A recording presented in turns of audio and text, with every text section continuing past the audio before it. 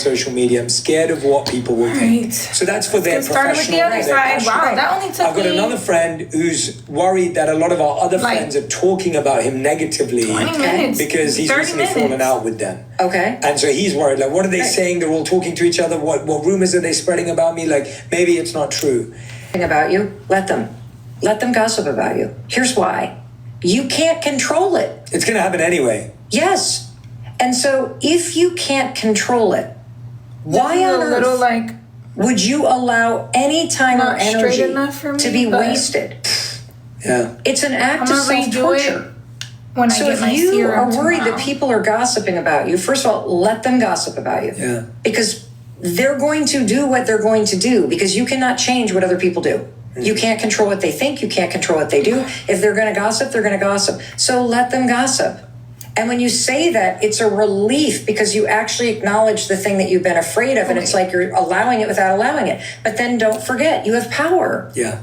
Let me remind myself that I get to choose what I think about myself. I get to decide what I do and what I don't do, whether or not I respond or not.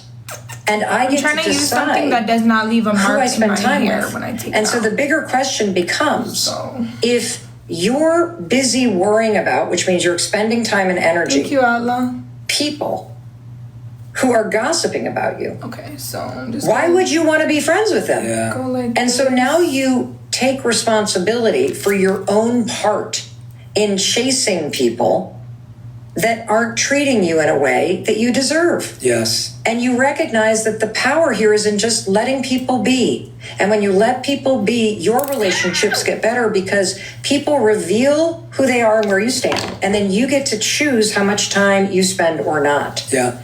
And not everybody in your life deserves an explanation. They don't deserve a response necessarily. And so you also get to choose who you tell your story to, or who you apologize to, or how you respond to it. And that's where your power is. I'm not saying this makes it easy. We're going to start with the first. We're going to because start you're at the probably time in a when situation like that. Going to have to say, take out the first strand of hair. Let them, and then you're going to see them on social media. And you're going to, should I block them? Should I not block them? Are they going to see if I do that? Are they not going to? Let them. Let them live their lives. And if I want to unfollow them, let me do that. Because I get to choose what comes into my space or not. And when you start to really play around with this, because one of the big pushbacks that I've gotten in the research is, what am I just going to be a doormat? I'm going to let people abuse me and let people. Yes, no. I do. Actually, it's the opposite because you're probably allowing it right now and then explaining it away. Is it up? When you say let them, did it come on? You're letting somebody's behavior speak. Yeah. And then you have to bring it back to yourself and say, I've got to let them reveal who they are in like 5 minutes. And if this person keeps gaslighting me or not including me, now I've got to ask myself, is this actually the relationship? All right, 10:39. We're starting on this side. Expect too much from people. I do. No, I think everybody's really busy. This podcast is so good. Life is very overwhelming. Jay Shetty. And you have no idea what's going on in other people's lives. And we've gotten to a point in today's world where if I text you, I expect Jay to respond. And if Jay doesn't respond, then I make it mean something about Jay or me. Right. And I hate that. Right. Because it doesn't give people grace.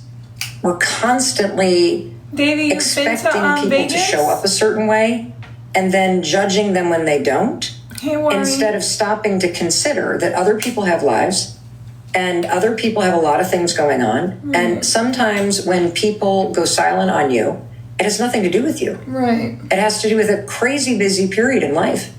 Or it has to do with the fact that something's going on with their family. And they're so drained at the end of the day that the last thing they want to do is talk to anybody. And so I do think we expect too much because relationships feel very like transactional. You do this for me, I do this for you. I text you, you better text me back. Now, there are rules in terms of just being courteous to people and being gracious to people. You guys? But I'm deeply concerned, Jay, about the rise of both estrangement.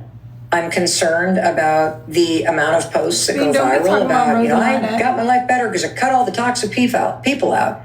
And I stop and think always, well, Did you have a conversation? Not for real. Sometimes, like, about what was bothering you? You don't want to be bothered. You're human. Because if you just ghost other people or you use the silent treatment, that's actually punishing somebody. And that's extremely immature, actually.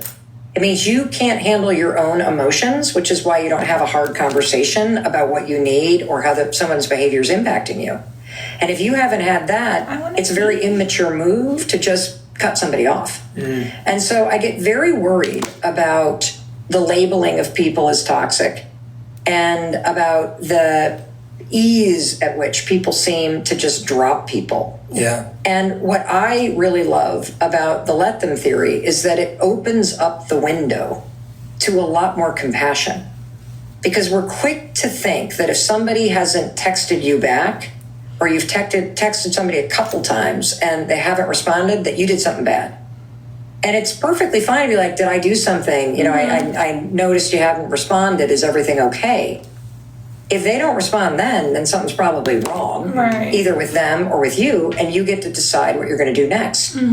But I am worried I be talking about to the combination of TV people and like the podcast when I'm listening to it. I be like, time on their phones instead of with each other, and that we've gotten very transactional with one another, and it's easy to forget that people have a lot going on.